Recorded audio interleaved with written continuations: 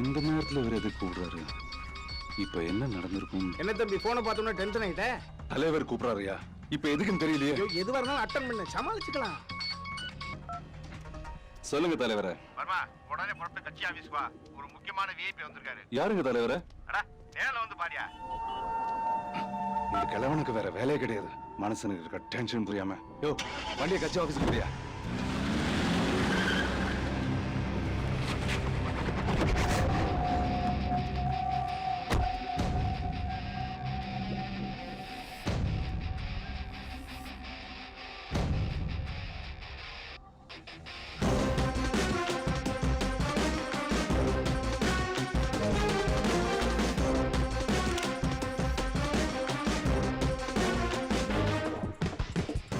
Burma, என்ன அங்கே நிட்ட?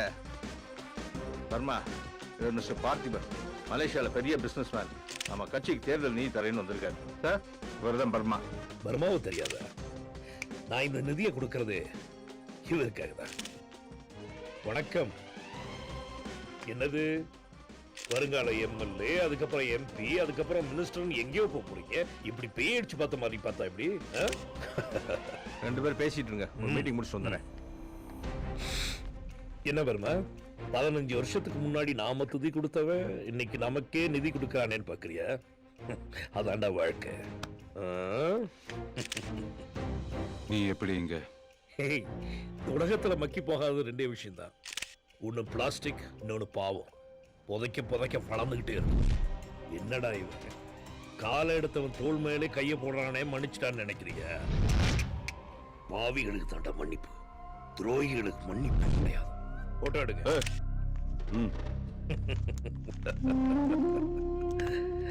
பார்த்திபா, நீ என்னை விட உசுரத்துல இருக்கும் போதே உன் காலை எடுத்த வேண்டாம். இப்போ நான் உன்னோட உசுரத்துல இருக்கேன். வேண்டாம் பார்த்தி, வேண்டாம். கால் போனா வாழ்ந்துடலாம், தலை போனா வாழவே முடியாது. எல்லாத்தையும் மறந்துடு. கையெடு. கைய. ஒசரம் உடம்புலையும் தகுதியில் இல்லை, தைரியத்தில் இருக்கு. தில்லு. இங்கேயே இப்பவே பார்க்கலாமா? பாக்ஸர் பார்த்தா பழசொல்லா வந்துட்டியா?